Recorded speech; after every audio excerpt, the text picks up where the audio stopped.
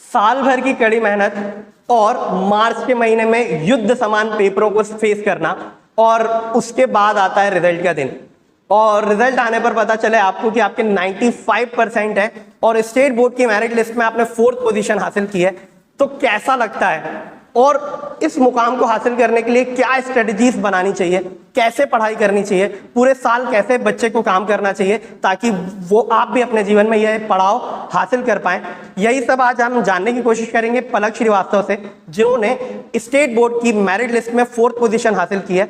तो आइए बात करते हैं पलक श्रीवास्तव से कि कैसे उन्होंने ये पड़ाव हासिल किया। तो पलक, कैसा रहा आपका पूरा सफर, कैसे आपने ये रिजल्ट अचीव किया? सफ़र बहुत ही अच्छा था और बहुत सारी यादें हैं 12th के सफ़र की, तो और रिज़ल्ट बहुत ही अच्छा आया, इसके लिए भी मैं बहुत खुश हूँ। पूरे साल मैंने बहुत मेहनत करी थी और मेरे पेरेंट्स ने भी मेरा साथ दिया, मेरे सारे टीचर्स ने भी मेरा साथ दिया, और उन्हीं की बदौलत है कि मेरा इतना अच्छा रिज़ल्ट आया है। चलो, बहुत अच्छी बात है। टोटल स्कोर, ओवरऑल स्कोर क्या है पलक आपका? 476 मार्क्स हैं out of 500। Very very good, many congratulations to you. Palak, merit list में नाम आया, ये कैसे पता चला और कैसा लगा था? उसके बाद पेरेंट्स के क्या एक्सप्रेशन थे कि मेरिट लिस्ट में आपका नाम आया है? ये स्कूल से फ़ोन आया था, मुझे तो सिर्फ ये पता था मेरे 95% है, मैं उसमें ही बहुत खुश थी।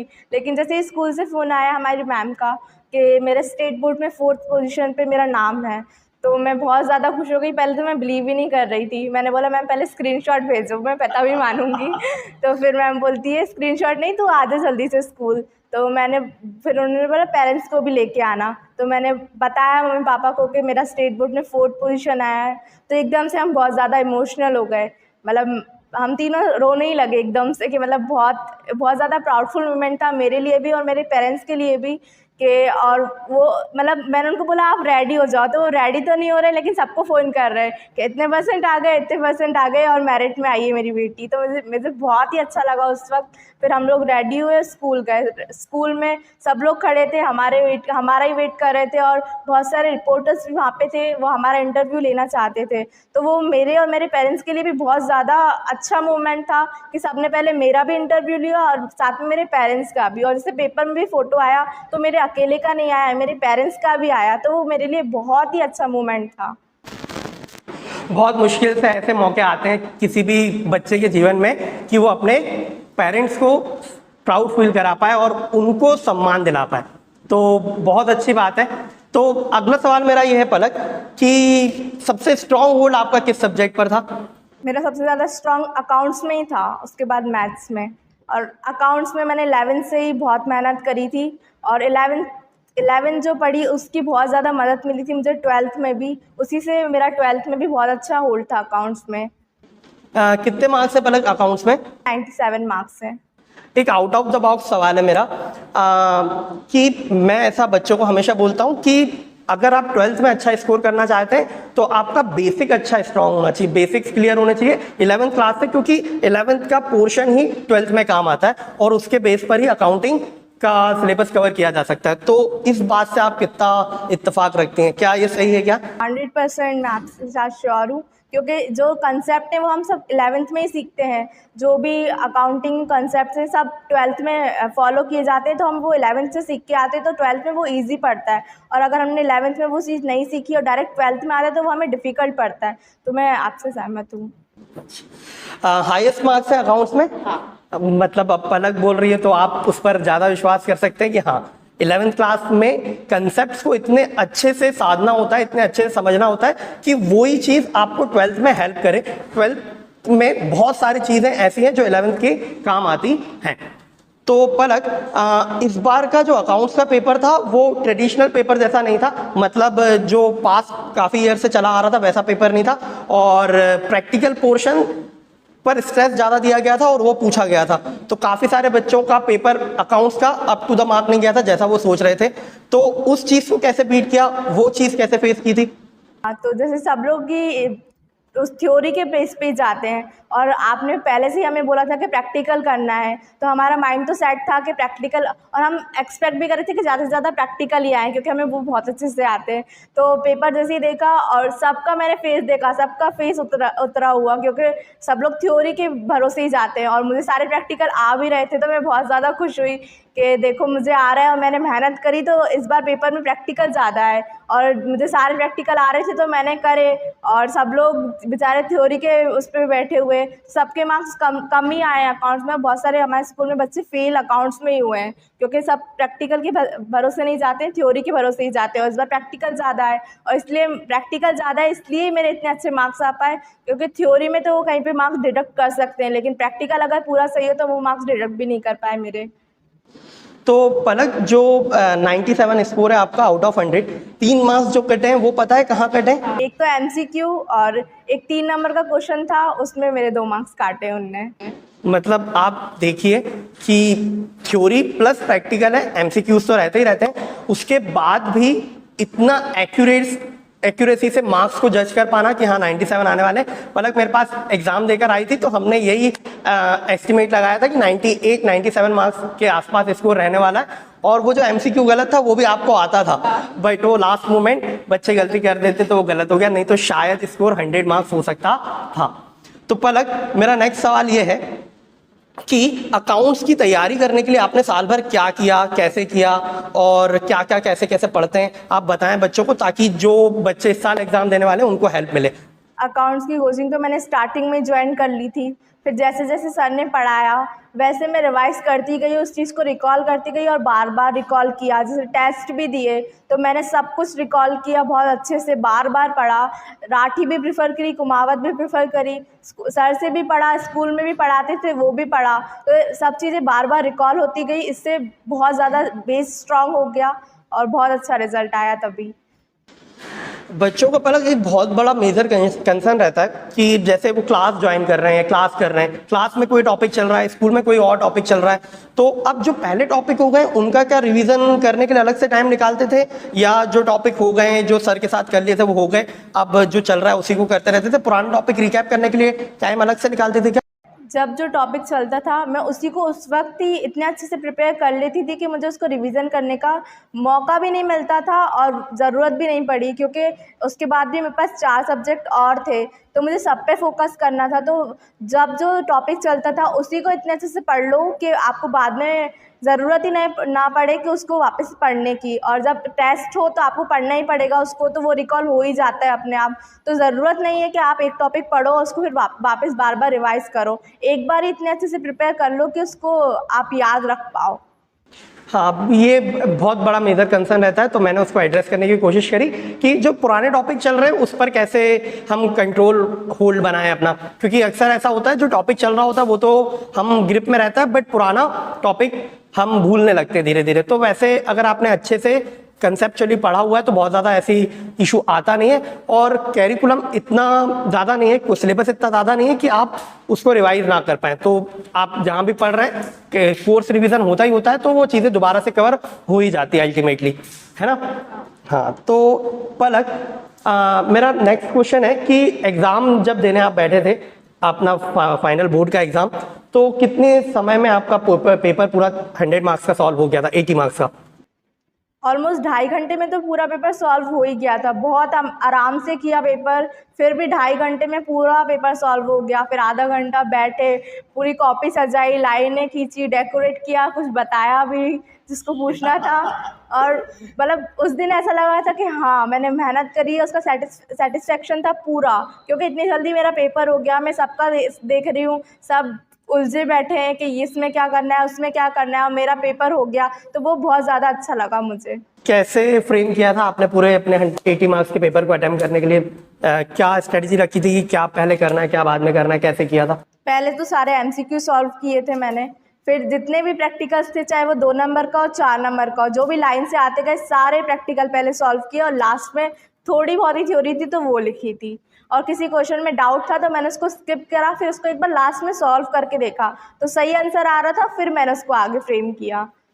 इसका बहुत बड़ा इम्पैक्ट पड़ता है। मैं हमेशा बच्चों को बोलता हूँ कि जब भी आप एग्जाम पेपर सॉल्व करें तो सबसे पहले एमसीक्यूज करें, फिर प्रैक्टिकल पोर्शन जो आपसे बन रहा है वो आप प्रेजेंट करें, क्योंकि मेजर चंक बच्चों ऐसा है जो प्रैक्टिकल क्वेश्चंस को हाथ ही नहीं लगाता है। अभी हम बात कर रहे थे कि इस बार का paper out of the box आ गया था कई सारे बच्चों के लिए, क्योंकि बच्चे प्रिपेयर करते हैं फॉर थ्योरी, प्रैक्टिकल क्वेश्चन बहुत कम लोग प्रिपेयर करते हैं। तो आपने जब एग्जाम पेपर में अपने आंसर शीट में प्रैक्टिकल क्वेश्चंस करके दिखाएं, आपके 32 मार्क्स में से मोस्ट ऑफ द एमसीक्यूज सही हैं, और उसके बाद आपने प्रैक्टिकल क्वेश्चंस दिखाएं, तो एग्जामिनर को ये पता चल जाता है कि बच्चे ने पूरी तैयारी की है, बहुत मेहनत की है। और जिस बच्चे को प्रैक्टिकल क्वेश्चंस आ रहे हैं मतलब वो पूरे साल पढ़कर आया है, रैंडम उठकर पेपर देने नहीं आया, तो उससे एग्जाम चेकर के माइंड पर बहुत इंपैक्ट पड़ता है और आपके थ्योरी क्वेश्चंस को जज करने का उसका क्राइटेरिया थोड़ा सा बदल जाता है। वो ऐसा नहीं लेकर चलता है कि ये एक ऑर्डिनरी बच्चा है जिसने बनाकर आंसर फ्रेम करके लिख रखा है,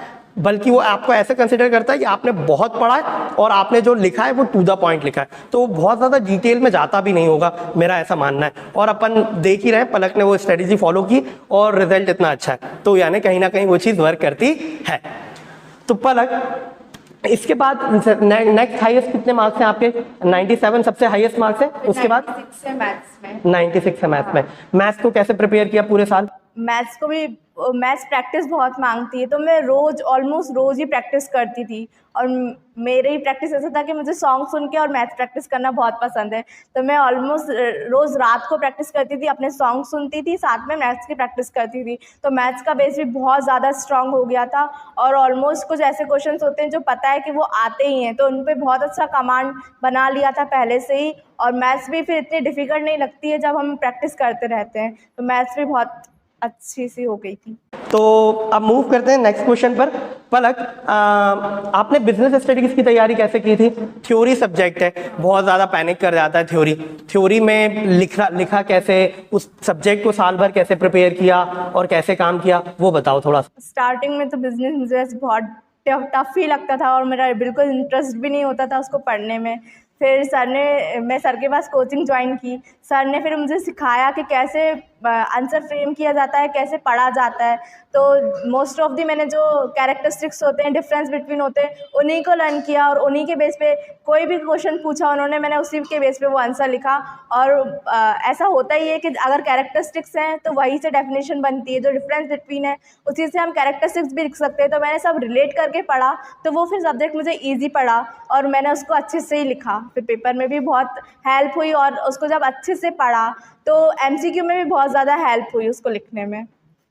बच्चे अक्सर क्या करते हैं बिजनेस स्टडीज में, सबसे बड़ी दिक्कत क्या है, हर क्वेश्चन को सेपरेट ट्रीट कर पढ़ रहे होते हैं। मतलब पूरी डेफिनेशन पढ़ी उसको याद कर रहे हैं, फिर कैरेक्टरिस्टिक्स पढ़े उसको याद कर रहे हैं। तो मैं बच्चों को बताता हूँ ये बात कि आपको हर क्वेश्चन को याद करने की जरूरत नहीं है, स्मार्ट वर्क करने की जरूरत है। डेफिनेशन रीड करिए, डेफिनेशन के मेजर पॉइंट्स कवर होते हैं कैरेक्टरिस्टिक्स में, फिर कैरेक्टरिस्टिक्स के पॉइंट से ही उसकी किसी भी चीज की लिमिटेशन बनती है। जैसे हम बात करें मैनेजमेंट की लिमिटेशंस, तो या किसी प्रिंसिपल की हम लिमिटेशंस देख रहे हैं, तो किसी कैरेक्टरिस्टिक को नेगेटिव वे में प्रेजेंट करने से लिमिटेशन बनती हैं। बस आपको मार्क स्मार्टली वर्क करना होता है थ्योरी सब्जेक्ट में, कि आपको मार्क करना होता है क्या चीज अलग है। जैसे कैरेक्टरिस्टिक्स से डेफिनेशन के क्या पॉइंट है जो कैरेक्टरिस्टिक्स में कवर नहीं हो रहा है, क्या अलग है, तो आप उन चीजों को मार्क करके उनको बार बार रिकैप करें, वो बेहतर रहता है रादर देन कि आप हर क्वेश्चन की रैमिंग कर रहे हैं, हर क्वेश्चन को पढ़ रहे हैं या रटने की कोशिश कर रहे हैं। वो बेहतर रहता है कि आप ये आइडेंटिफाई कर लें कि क्या अलग है। बच्चे यहीं पर गलती कर जाते हैं थ्योरी सब्जेक्ट्स को डील करने में। अच्छा पलक, कीवर्ड्स का क्या रोल रहता है आंसर राइटिंग में? बिजनेस स्टडीज की जब आंसर राइटिंग करते हैं तो मैं कीवर्ड्स बताता था कि ये आपके आंसर में प्रेजेंट होना चाहिए। ये बड़ा सा पैराग्राफ होता है, उसमें कीवर्ड्स होते हैं कि आप हाईलाइट कर लेते हैं कि ये चीजें आपके आंसर में दिखनी चाहिए। तो वो आपने हाईलाइट की थी क्या, वो प्रेजेंट की थी क्या, उससे मार्क्स पर क्या इफेक्ट पड़ा होगा? कीवर्ड्स बहुत ज़रूरी होते हैं क्योंकि कोई भी एग्जामिनर पूरी लेंथ नहीं पढ़ता है आंसर की, जो मेन वर्ड्स होते हैं वो उन्हीं चीज़ को आइडेंटिफाई करता है। और जब हम कीवर्ड लिखते हैं तो अच्छा इंप्रेशन पड़ता है और उनको अगर हमने हाईलाइट किया है तो और अच्छा दिखता है, क्योंकि नज़र डायरेक्ट वहीं जाती है, तो उससे बहुत अच्छे मार्क्स ऑब्टेन किए जा सकते हैं। कितने मार्क्स हैं आपके बिजनेस स्टडीज में? 94 मार्क्स से, मतलब इनकी बात पर रिलाई किया जा सकता है क्योंकि टेस्टेड रूल है कि आप कीवर्ड्स को मार्क करके रखें। आप जब खुद पढ़ाई कर रहे हैं अपनी बुक में आप आइडेंटिफाई करें कौन से ऐसे वर्ड है जो आंसर की बॉडी के लिए काम आ रहे हैं, आत्मा है, उसकी जान है, जो आपके आंसर में होनी चाहिए। तो आप उनको पढ़ते समय भी हाईलाइट करके रखें, और जब आप रिवीजन कर रहे हैं तो फिर पूरा पैराग्राफ पढ़ने की जरूरत नहीं है। मैं ऐसे ही बोलता था कि भाई सिर्फ उन चीज़ों को पर ध्यान दो, उन चीज़ों को देखो जिनको आपने हाईलाइट कर रखा है, जो इंपॉर्टेंट है, जो आंसर में आना चाहिए। क्योंकि बच्चे ग्रामर तो अपन आराम से मैनेज कर लेते हैं, जो आंसर को फ्रेम करने के लिए ग्रामर की नीड रहती है वो तो मैनेजेबल रहती है। ठीक है, अच्छा पलक, हिंदी इंग्लिश की कैसे तैयारी की थी? बच्चे कोर सब्जेक्ट्स पर तो बहुत ध्यान देते हैं। मैथ्स, जिन्होंने मैथ्स ले रखा है वो मैथ्स पर ध्यान देता है, जिसने इकोनॉमिक्स ले रखा है वो इकोनॉमिक्स पर ध्यान देता है, और अकाउंट्स और बिजनेस स्टडीज पर तो सब ध्यान देते ही हैं। जो हिंदी इंग्लिश के सब्जेक्ट्स हैं इनको कैसे प्रिपेयर किया था? कितने मार्क्स थे दोनों में? हिंदी में 95 है और इंग्लिश में 94। और मतलब प्रिपरेशन मैं उसका क्रेडिट धर्मेंद्र सर को देना चाहूँगी, क्योंकि उन्होंने मई से ही हमें बोला कि तुम हिंदी इंग्लिश पे अभी से स्टार्ट करो, क्योंकि जो हमारे मार्क्स हैं वो अगर तीनों सब्जेक्ट में अच्छे आएंगे, लेकिन हिंदी इंग्लिश में हमारे मार्क्स जो है कम हो सकते हैं, तो वो हिंदी इंग्लिश ही हमारी परसेंट को कम करने में वो काम करता है। तो उन्होंने हमें मई से ही उन्होंने हमें टेस्ट मतलब सीरीज़ एक अलॉट कर दी थी कि हमें हमेशा होमवर्क देते थे, हर हफ्ते हमारा टेस्ट लेते थे। उन्होंने हमें हिंदी ग्रामर भी पढ़ाई और हमारे बहुत अच्छे से हमारे कंसेप्ट क्लियर करे, और उन्होंने हमें बताया कि कैसे आंसर लिखते हैं। और उनके जो गैसिंग पावर है वो भी बहुत अच्छी है, क्योंकि वो जब कुछ क्वेश्चंस बताते हैं और मोस्ट ऑफ दी वही क्वेश्चन पेपर में आए, तो वो भी बहुत अच्छा एक हमारे लिए वो हुआ, क्योंकि 2-3 बार हम टेस्ट दे चुके थे ऑलमोस्ट पूरे कोर्स का, और ऑलमोस्ट नवंबर तक हमारा दोनों सब्जेक्ट का कोर्स कंप्लीट हो गया था। तो वो बहुत अच्छी बात थी हमारे लिए, क्योंकि बच्चे ऐसे करते हैं कि पेपर के 2 मंथ पहले हिंदी इंग्लिश को उठाते हैं। तो हमारे लिए एक बहुत ज़्यादा बेनिफिट हो गया था कि हमारा हिंदी इंग्लिश पहले से ही कवर हो गया था, तो हम उनको छोड़ के बाकी जो हमारे 3 मेन सब्जेक्ट है उन पर ज़्यादा ध्यान दे पाए। ये बहुत इंपॉर्टेंट है कि आप अपने जो हिंदी इंग्लिश स्कोरिंग सब्जेक्ट होता है बस आपको उसको कवर करके चलना होता है, लेकिन उसके लिए शुरुआत जल्दी होनी चाहिए। At the end of the इस सेशन आप जाके नवंबर दिसंबर में वो टॉपिक उठाएंगे, वो सब्जेक्ट उठाएंगे, तो बहुत ज़्यादा पैनिक वाली सिचुएशन होने लगती है, क्योंकि तब आपके कोर सब्जेक्ट्स पर भी फोकस टीचर्स बढ़ा देते हैं, तो फिर वहाँ पर उन सब्जेक्ट्स पर ध्यान देने की में दिक्कत होती है। तो शुरुआत से ही लेकर चलना बेहतर रहता है। अच्छा पलक, टेस्ट और मॉक टेस्ट का क्या कहना है? टेस्ट आपने दिए थे क्या? Subject wise test, topic wise test, और फिर मॉक टेस्ट जो एग्जाम से पहले होते हैं वो हुए थे क्या? और आपने दिए थे तो क्या उस पर क्या कहना है? क्योंकि अक्सर बच्चे टेस्ट को मिस आउट कर देते हैं, टेस्ट है तो टेस्ट देना नहीं है, या फिर मॉक टेस्ट में अपेयर नहीं होना है। मॉक टेस्ट की क्या भूमिका है और टेस्ट की क्या, क्लास टेस्ट की क्या भूमिका है? टेस्ट और मॉक टेस्ट दोनों ही बहुत हेल्प करते हैं, क्योंकि जब हम टेस्ट देते हैं तो हमें पता चलता है कि हमें कितना आता है और कितना नहीं आता है, और अगर हमें आता है तो हम उस चीज़ को कैसे लिख सकते हैं। और हमने अगर 2-3 बार 1-2 टॉपिक का चैप्टर का टेस्ट दिया है तो हमारी बहुत अच्छी कमांड बन जाती है, फिर हमें सोचना नहीं पड़ता एग्ज़ाम टाइम में। अगर हम सोचते हैं तो उसमें ज़्यादा टाइम वेस्ट होता है, और अगर हमें आता है कि हमने पहले उसको लिख के देखा है, टेस्ट दिया है, तो वो बहुत जल्दी से हमें रिकॉल हो जाता है और हम उसको लिख सकते हैं। और मॉक टेस्ट में भी बहुत हेल्प मिलती है अगर हम मॉक टेस्ट देते हैं और लास्ट प्रीवियस ईयर के अगर पेपर सॉल्व करते हैं, तो हमारा कॉन्फिडेंस भी बढ़ता है कि अगर हम मॉक टेस्ट दिया तो हमें पता चलता है कि हमें आता है, और अगर हमें ऑलमोस्ट सब चीज़ें आती हैं तो उससे कॉन्फिडेंस भी बढ़ता है और हमें पेपर में फिर वो आसान पड़ता है अगर कोई भी ऐसा क्वेश्चन आता है हमारे पास। टेस्ट की बहुत ज़्यादा भूमिका है। और एक बहुत इंपॉर्टेंट बात जो मैं खींच पाया इससे आपके लिए, जो 3 घंटे होते हैं ना भैया, वो 3 घंटे दिखाने के लिए होते हैं, सोचने के लिए नहीं। वहाँ वो 3 घंटे सोचने का टाइम नहीं होता है, वहाँ 3 घंटे आपको लिखना है, परफॉर्म करना है, ताकि जब एग्जामिनर आपकी कॉपी चेक कर रहा हो, ताकि वो आपकी कॉपी आपको रिप्रेजेंट कर पाए। वहाँ पर सोचना और फिर सोचकर लिखना, फिर आंसर फ्रेम करना, उसके लिए 3 घंटे इनफ नहीं है। आपका 2.5 घंटे में अकाउंट्स का पेपर सॉल्व हो गया था।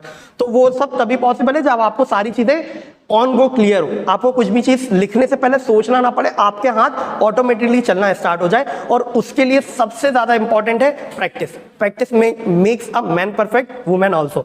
ठीक है, पलक का इतना अच्छा रिजल्ट है, मतलब प्रैक्टिस से बहुत इंपैक्ट पड़ता है। तो पलक, मेरा नेक्स्ट क्वेश्चन ये है कि तुम बहुत ज़्यादा पढ़ाकू टाइप की हो क्या, पूरे टाइम पढ़ते पढ़ते रहना? मैंने अक्सर ऐसा देखा है और ऐसी मान्यता भी है, सब मानते हैं कि पढ़ने वाले बच्चे जो मैरिड रैंक होल्ड करते हैं, रैंक होल्डर्स, बहुत ज़्यादा पढ़ते हैं, 12-12, 15-15 घंटे पढ़ रहे होते हैं और अदर कैरिकुलम एक्टिविटीज़ में उनका कोई ध्यान ही नहीं रहता, जैसे स्पोर्ट्स या फिर कल्चरल फेस्टिवल्स या स्कूल में और चीज़ों में पार्टिसिपेशन करना, ऐसी चीज़ों से अक्सर पढ़ने वाले बच्चे बचते हैं। तो तुम भी ऐसे ही हो क्या पलक? नहीं, बिल्कुल नहीं। मैंने पढ़ाई भी की और अदर एक्टिविटीज़ में भी पार्ट लिया। जैसे स्कूल में स्पीच वगैरह होती थी, मैं स्कूल की हेड गर्ल थी, तो मुझे असेंबली में भी रोज़ खड़े होना पड़ता था। स्पीच वगैरह भी मैं देती थी और अदर जैसे वर्टेक्स में भी फंक्शन हुआ था, तो उसमें भी मैंने वहाँ पे एंकरिंग भी की थी और डांस भी किया था हम लोगों ने। और वर्टेक्स से हम घूमने भी गए थे, यहाँ से भी मैं घूमने भी गए थे। और 12th में सबसे ज़्यादा मेमोरीज़ हमने क्रिएट की, क्योंकि ये लास्ट ईयर था हमारी लाइफ का, स्कूल लाइफ का। तो ऐसा था कि बहुत ज़्यादा मेमोरीज़ हम बना पाए और हमने किया, तो हम बहुत घूमे भी, एंजॉय भी किया और साथ में पढ़ाई भी की। तो ऐसा नहीं है कि आप दिन भर पढ़ते रहो तो मेरिट आएगी। आप पढ़ाई भी करो, अपनी लाइफ एंजॉय भी करो, तो ही आप मेरिट में आ सकते हो। तो भी So it's an important message for students as well as for parents, जो अक्सर पेरेंट्स अपने बच्चों को बहुत ज़्यादा पिन कर रहे होते हैं, बहुत ज़्यादा प्रेशर दे रहे होते हैं कि पढ़ाई पढ़ाई पढ़ाई और 12th बोर्ड है तो और चीज़ें मत करो। तो ऐसा करने की कुछ खास ज़रूरत नहीं है। आप जब जो चीज़ कर रहे हैं उस पर फोकस करें, अच्छे से पढ़ें, आप बहुत अच्छा स्कोर करेंगे। पलक पूरे साल स्कूल की हेड गर्ल होती थी, तो हेड गर्ल के पास काफ़ी सारी रिस्पॉन्सिबिलिटी रहती है और फिर अलग अलग इवेंट्स होते हैं स्कूल में और बाकी चीज़ों में पार्टिसिपेशन। ये हमें दिखाता है कि सारी चीज़ों से कट ऑफ होना और सब चीज़ों से कट कर सिर्फ पढ़ाई करते रहना ये ज़रूरी नहीं है। आप साइमल्टेनियसली सारी चीज़ों को साथ साथ लेकर चल सकते हैं। बहुत ज़्यादा एक फियर क्रिएट कर लेना कि 12th बोर्ड है, इस साल 12th बोर्ड है तो पढ़ना ही है, बाकी सब चीज़ों से कट ऑफ हो जाना, ऐसी कुछ खास ज़रूरत नहीं है, क्योंकि पलक हमें बता रही है कि उन्होंने सब साथ में साइमल्टेनियसली अचीव किया है। तो पलक, एक बहुत ही इंपॉर्टेंट क्वेश्चन कि सोशल मीडिया बहुत ज़्यादा इन्फ्लुएंसिंग है। व्हाट्सअप हो गया, फिर टेलीग्राम है, फिर इंस्टा है, फेसबुक है, यूट्यूब है, यूट्यूब शॉर्ट्स हैं, रील्स हैं, तो क्या इन सब में तुम इन्वॉल्व हो? और अगर थी तो कैसे अपना टाइम बचाती थी? क्योंकि अक्सर ऐसा होता है, हम सोचते हैं कि हाँ चलो 1-2 रील स्क्रॉल करके पढ़ने बैठते हैं और फिर पढ़ाई होती नहीं थी, पता चल रहा है 100 रीलें एक साथ स्क्रॉल हो गई। तो ऐसा कुछ है क्या? फ़ोन में ये सारी ऐप्स हैं और ऐप्स हैं, तो फिर कैसे इनका यूटिलाइजेशन करती थी? यूटिलाइजेशन तो नहीं, ये टाइम पास करना ही है, इनका कुछ खास यूटिलाइजेशन नहीं है, बट माइंड को फ्रेश रखने के लिए भी इन सब चीज़ों की ज़रूरत पड़ती है। तो कैसे इनको कंट्रोल करती थी? बेशक मैं हूँ इन सोशल मीडिया प्लेटफॉर्म पे, पर मुझे अपनी लिमिटेशंस पता है और इतना टाइम भी नहीं मिलता था कि मैं रील्स स्क्रॉल करूं, क्योंकि स्कूल जाना, फिर कोचिंग जाना, फिर इतना थक जाना, फिर घर पे रेस्ट करके फिर पता है कि पढ़ना है, अगर पढ़ूंगी नहीं तो फिर रह जाएगा आज का वक्त। तो मुझे अपनी लिमिटेशंस पता थी कि मुझे इतनी देर अगर मोबाइल ऑपरेट करना भी है तो इतना ही टाइम करना है, उसके बाद मुझे पढ़ना है। तो ज़्यादा कोई इफेक्ट नहीं पड़ा है। मेरा अकाउंट इंस्टाग्राम पे भी है, मैं व्हाट्सअप पे भी हूँ, यूट्यूब भी मैं चलाती हूँ, लेकिन मैं अपना सिर्फ माइंड फ्रेश करने के लिए वो चीज़ यूज़ करती थी। ऐसा नहीं कि मैं घंटों वहीं बिता दूँ। मेरा माइंड रिफ्रेश हुआ, फिर मैं अपने पढ़ने बैठ जाती थी। ऐसे करके मैंने अपना काम किया। मतलब बहुत ज़्यादा भी इन्वॉल्व नहीं होना इन चीज़ों में, क्योंकि कहीं ना कहीं टाइम तो ख़राब करती हैं। लेकिन हाँ, इन चीज़ों में इंडल्ज नहीं होना, लेकिन बाकी एक्टिविटीज़ में, जैसे कल्चरल एक्टिविटीज़ में पार्ट लेना, स्पोर्ट्स में पार्ट लेना, वो सब करना चाहिए। बाकी इनसे थोड़ा सा बचना बेहतर है, क्योंकि ये टाइम कहाँ ख़त्म हो जाता है पता नहीं चलता। तो मेरा अगला सवाल ये है पलक कि आपने पूरे साल अपने टाइम को कैसे अलॉट किया, कैसे पढ़ती थी? 3 अलग अलग फ्रेम में इस आंसर को कीजिएगा कि सबसे पहले तो पूरे साल जब स्कूल जाना कंपलसरी रहता है, क्लासेस चल रही होती हैं, मतलब अप टू दिसंबर मंथ, क्या आपकी स्ट्रेटजी कैसे टाइम अलॉट करती थी? क्योंकि स्कूल जाना, फिर क्लासेस अटेंड करना, उसके बाद सेल्फ स्टडी करना थोड़ा सा चैलेंजिंग हो जाता है, तो आपने उस ड्यूरेशन में कैसे किया? फिर जनवरी फरवरी में कैसे चल रही थी पढ़ाई, कितना टाइम देती थी, कितने घंटे पढ़ती थी? और एट द एंड मार्च में जब एग्जाम टाइम चल रहा होता था तब कितना टाइम देती थी पढ़ाई को, कैसे करती थी? तो जैसे अप्रैल में सेशन स्टार्ट हो जाता है, तो मैंने जब से ही पढ़ना स्टार्ट कर दिया और बाकी सारी चीज़ें थोड़ा थोड़ा अवॉइड करना भी शुरू कर दिया। तो जैसे स्टार्टिंग हुई तो जो सर पढ़ाते थे स्कूल में, जो पढ़ाया जाता था, मैं उसको चाहती थी कि उसी दिन सब मैं रिकॉल कर लूँ, ताकि वो मुझे अच्छे से याद रहे। और इस फर्स्ट डे से ही मैंने अपनी जो प्रिपरेशन है उसको स्टार्ट कर दिया था। रोज़ 3 to 4 आवर्स घर पे स्टडी करी।